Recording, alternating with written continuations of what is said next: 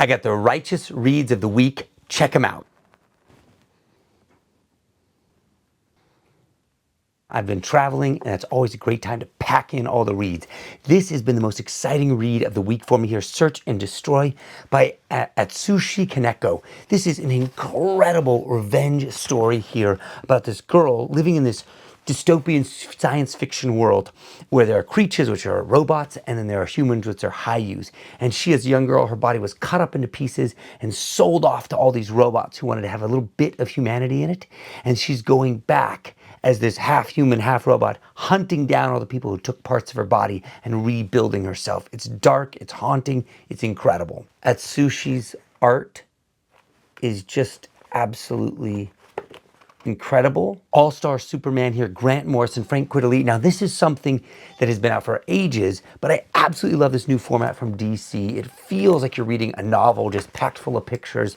This is one of the most incredible stories about Superman and the bizarro world and what it means to be the ultimate superhero of all time. Frank's art is legendary and Grant's storytelling is incredible. A Face Full of Bullets here. This is Jason Aaron writing in the world of BRZRKR that Keanu Reeves created. This world cannot miss. They've been coming out with these one-shots that take you back into a time where B was in the Wild West or in a Cthulhu cathedral or in ancient Persia.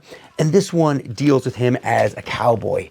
And what an epic and haunting tale it is. It's Jason Aaron, so you know it has bite, it's full of violence. It's his troubling relationship with this woman where B commits this act of revenge for somebody who's trying to be supposedly religious, but saying it was religious revenge.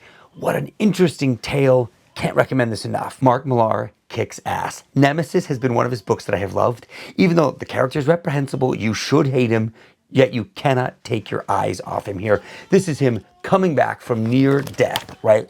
He's gonna be resurrected. Look at this epic art here by Valerio. Such great images. Here he's coming back from near death to go and get revenge and hunt down the supers that destroyed everything. It starts with a bang and keeps on going. If you are looking for arguably one of the most enjoyable reads in modern comics, this is it. Friday. The third volume just came out here. This entire series, Ed Brubaker, Marcos Martin, this series has left me so happy. It's everything I love in comic books.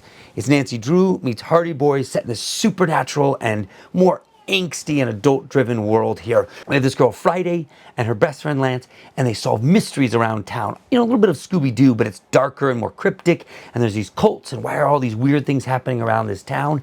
This finally answers all the questions of the first two books here, and it's heartfelt, it has great trickery, and has Ed Brubaker's almost novelistic-like writing that takes you into this world.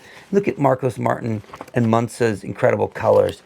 Really takes you into this supernatural world here of a small town with two teenage detectives solving impossible supernatural crimes. Now, I usually don't long for comic books to become films or TV shows. I love them for what they are. Friday is that exception. If there's anyone I would want to see as a show, it is this series.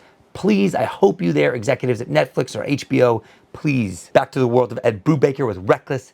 This is Ed Brubaker, Sean Phillips, one of the best duos in comics here. This details the story of Ethan Reckless, who is a guy living in 1981 who gets these phone calls dropped on his message machine. People who need help, they need money recovered, they need things you couldn't ask the police to help you with. And so he handles it usually with violence and with treachery until his past comes back to haunt him. He was once a former FBI agent, now he's hooked into this business.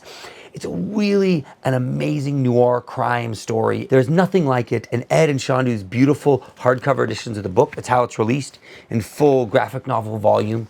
You get that great, gritty Sean Phillips art. I just can't get enough of these series.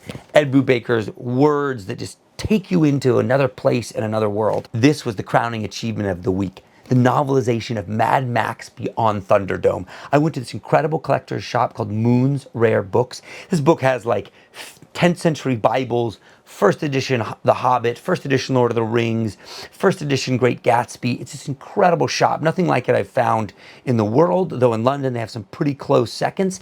But this is a novelization, fully out of print, fully something you can't find anywhere else. I have loved reading this thing. It takes you into the world of Mad Max, and it adds this nuance and depth that maybe even the movie itself didn't feature here. Love this novelization. Not something they do much anymore, but I loved these back when I was a kid.